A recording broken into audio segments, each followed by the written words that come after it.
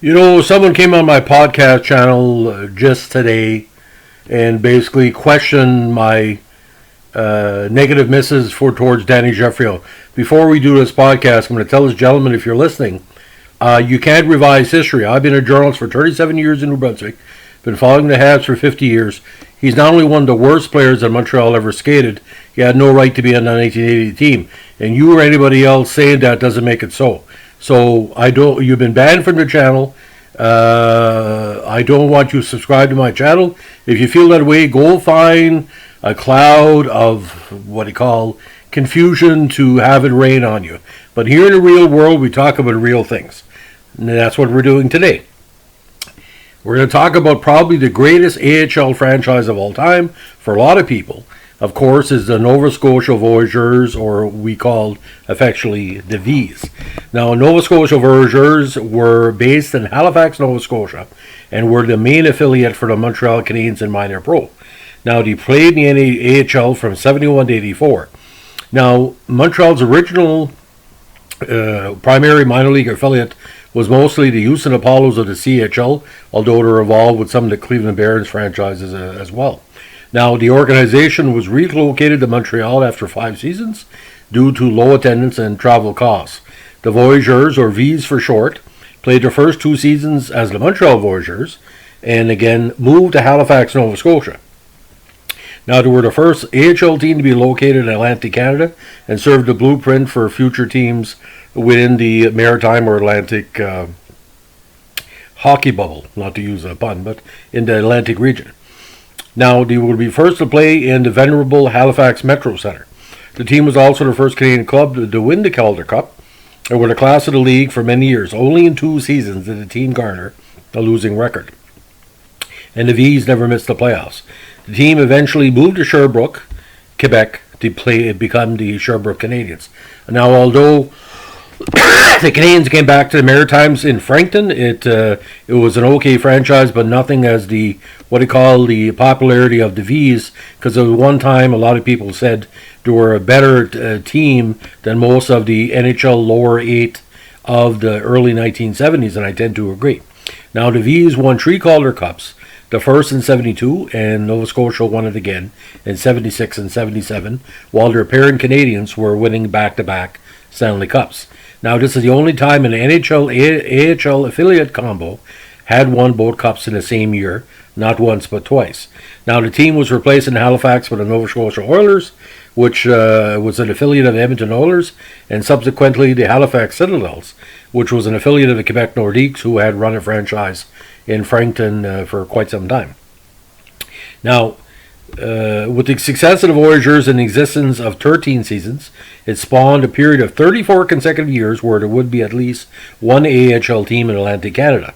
This was largely due to the desire of several Canadian NHL franchises to continue to send players down to the minors in Canadian dollars throughout the 80s and 90s. However, by the late 1990s, many of the remaining AHL teams in Atlantic Canada had disappeared, either by relocation or by the franchise being rendered dormant. The last remaining team in this long period would be the St. John's Maple Leafs, which moved from St. John's, Newfoundland and Labrador in 2005 to Toronto to play as the Toronto Marlies. Now, the AHL did not return to Atlantic Canada until 2011 with the St. John's Ice Caps. Now, that 71-72 season was a great campaign for the squad. They eventually won in the playoffs on the backs of 2 very strong future pros, Yvon Lambert and Leo Robson. They had a 41-21-14 record that season, which gave them, of course, second in the East Division. Now, in the playoffs, they defeated Springfield 4-1, Boston 4-0, and Baltimore 4-2 in the finals. So they went 12-3 in the playoffs. Now, a very, very strong team, 71-72.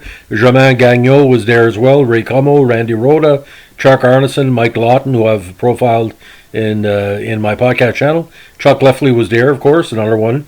Bob Murdoch, Murray Wilson, Noel Price, Ron Busniak, Again, Larry Robinson had a good year. Tony Featherstone, which I talked about, he had picked up one of the top young prospects from California. Larry Plow was there. Lynn Powis, Dale Hoganson, Bernie Blanchette, of course, and the goaltending was shared pretty much by Wayne Thomas and Michel Place, with Michel Duguis playing 2 games. So a very, very strong and balanced squad. And by my memory, ladies and gentlemen, the majority of the players were Canadian. I think Larry Plow was the only high-level American skater on the squad. Now, we did have 2 players from North Battleford there as well. So they had a good balance of Ontario. You had Manitoba players, BC players throughout Quebec. But unfortunately, kind of weird though, there was no maritime players on the squad.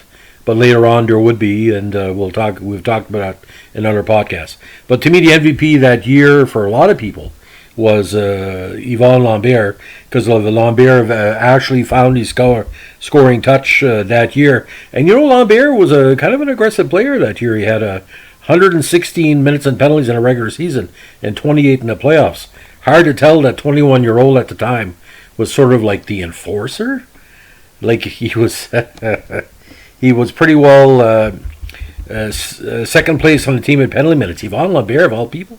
I met Yvon Lambert and we talked about that. He said, "No, back then I was suffering from financial strain." He said my wallet was too light, and I tend to agree. But Lambert, Robinson, Wilson, Murdoch, Leffley made the jump. Chuck Aranson as well made the jump. Aranson had a good season that year, 30 goals as well. Very underrated pro. So the Nova Scotia Voyageurs in that 71-72 season led to future success.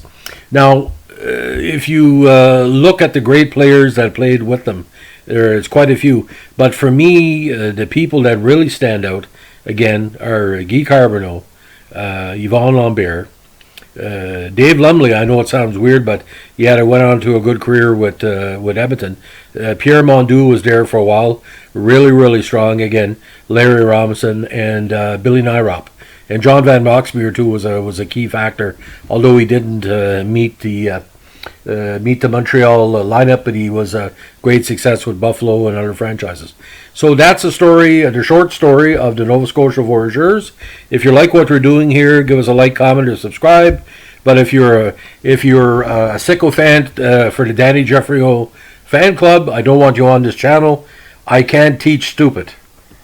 79-80, where we lost Jacques Lemaire and Ken Dryden, they were playing Danny Jeffrey with Boom Boom behind the bench. If you can't tell me that's fucked up, I don't know what is. There was no shape or form that Normand Dupont and Danny Jeffrey should have been on that team. The reason we lost to Minnesota in the playoffs, not only because when Lafleur was injured against Hartford, is because we put too much reliance on players who shouldn't have made the team, like fourth-line players. Danny Jeffrey had no shape or form. He should have been with the Montreal Canadiens. Because, for example, he couldn't make the AHL Montreal Canadiens, ladies and gentlemen, of that era. I can prove it. Because you look at the rosters, you think he could make it? I don't think so. If he could have made it, they would have sent him down for season and brought him back up, wouldn't they? Wouldn't they have? Anyway, thanks for listening. Bye.